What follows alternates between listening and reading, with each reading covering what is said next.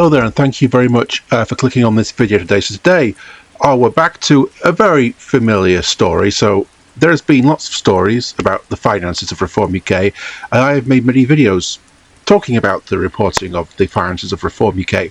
And in the most recent one, they're very murky finances, and how they've recently, when they've been faced, now that they're facing these investigations, have basically completely restructured their corporate structure. Their treasurer, who is supposed to be in charge of, reporting their finances and things like that, has disappeared. I mean, he hasn't vanished from the face of the earth, but he basically has moved on to something else, which is an interesting choice. So now we get this. So the police are investigating payments to Reform UK, and this was the payments that were first revealed by The Guardian. So we can confirm that Scotland Yard is looking into two donations of £250,000 to the party by Britain Means Business before the 2024 election, and the business Britain Means Business is one of the organisations which is controlled by Richard Tice. So let's get into this. So this has been reported pretty much everywhere. So I'm taking my notes from the Independent, the Guardian, the BBC as well have reported it. Pretty much everyone has reported this. So I'm not sharing a link because I'm taking this from bits and bobs, so I have to share too many. So let's go in. So payments to Reform UK that were first revealed by The Guardian, and credit to them for doing that reporting, are now being investigated by the Metropolitan Police. The inquiry is scrutinising payments made to the party via a company controlled by its deputy leader, Richard Tice. Scotland Yard is looking into two donations of £250,000 made to the party by Britain Means Business in a few weeks before the 2024 general election. Now, The Guardian revealed earlier this month that Fiona Cottrell made a £1 million transfer to Britain Means Business shortly before the donations were made. About half of the funds were then passed to the party. Now, Fiona Cottrell is a landed aristocrat, so, the party of the people and all that. And Cottrell's son, George Cottrell, is a convicted fraudster who we have talked about in previous videos, who has close links to Reform's Nigel Farage and has been a fundraiser for the Brexit Party UK, has been involved in this kind of far-right political organisation for quite a long time. So, it was reported earlier this month that Fiona and George Cottrell have been interviewed under criminal caution as part of the police investigation. Now, Richard Tice, of course, has come out and played the victim, as these people always do when they come under scrutiny themselves. It is just to blame the media, blame the press. I can summarise what he said. What he basically said was, where conspiracy, where people are against us, where blah, blah, blah, blah, blah.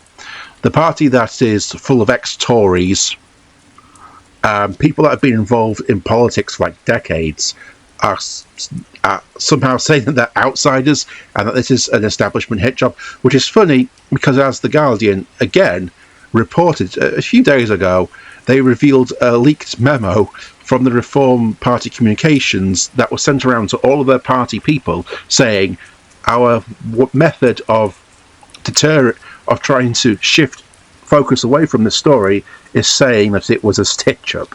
So that is basically their official party line they've come up with. So Fiona Cottrell also made two donations directly to the party, each worth £250,000 in May of 2024, is also within the scope of the Metropolitan Police's investigation. So Tice, who was elected to Parliament after the poll, is the sole director of Britain Means Business. He has previously confirmed that his company received donations from Fiona Cottrell, but described the reports about the money as a politically motivated smear campaign, which it isn't. This is just scrutiny. These people have been around in the political scene for a long time. They're not new to this. They know perfectly well what the laws around political donations are, and seemingly they were very keen to try and get round them. So, The Guardian said how the transfer from Fiona Cottrell to Britain Means Business was reported to the National Crime Agency by bankers via a suspicious activity report. Now, we've gone over this in a previous video, but suspicious activity reports are something that bankers and people who work in the financial industry are obligated to do if they think that that's a particular source of money is suspicious. Now, it's not saying that that person is a criminal or has immediately done anything wrong, but it is flagging it as saying, hey, we've seen this, this looks suspicious to us. National Crime Agency, you go ahead and look at it.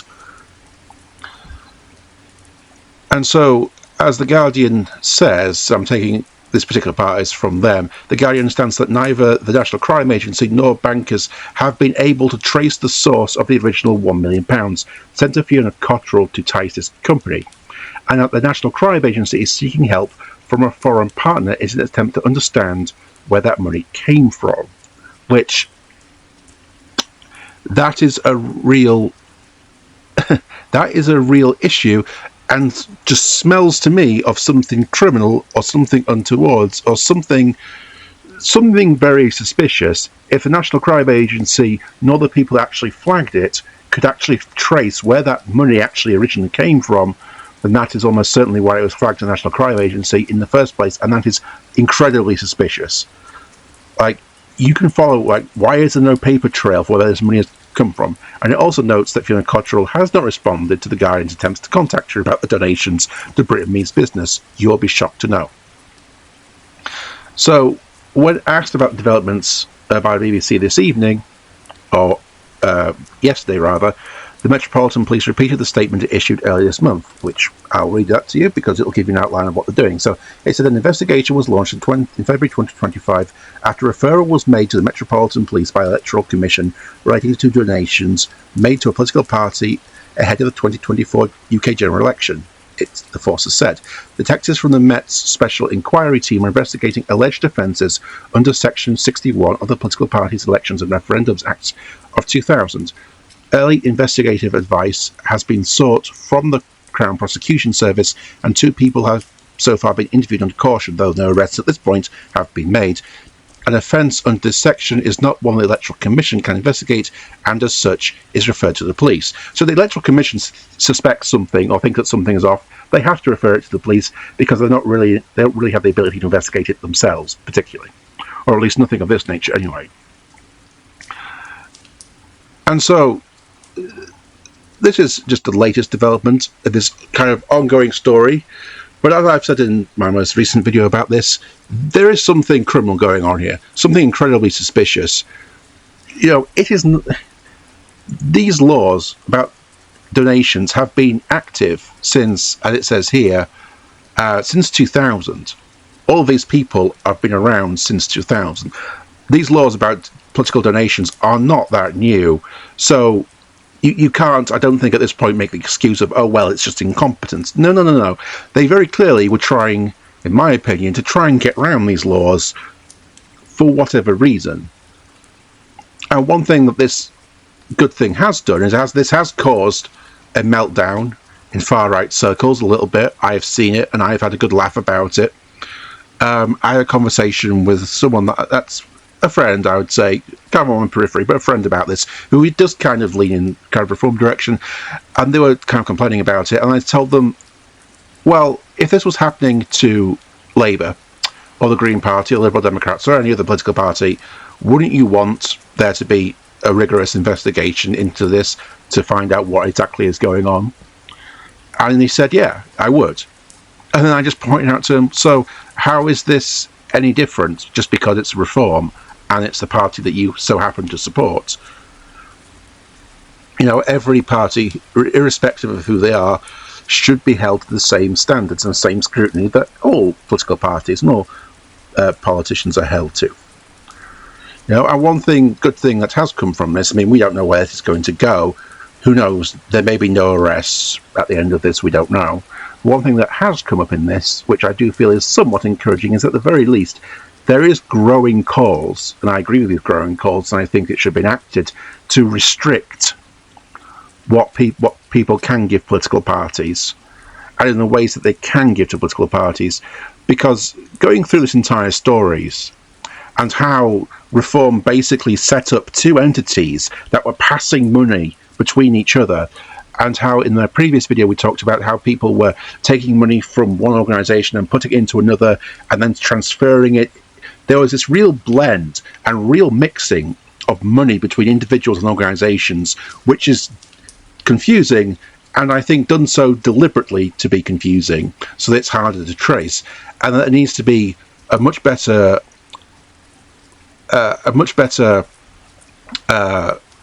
there needs to be better changes in the law.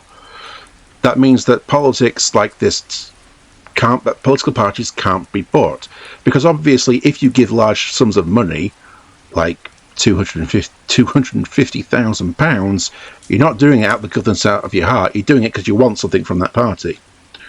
And this is the kind of thing that must be stamped out of reform and all political parties, irrespective of what your political kind of alignment is. I think we can all agree that we should have a broad principle of big money in politics should be stamped out.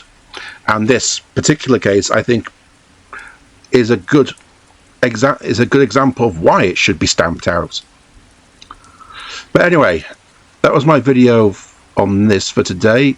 We will see where this goes and how much more will come out about this. But thank you very much for joining me in this video today, and I will catch you later. So you know what, you have a good day wherever you are. So bye bye.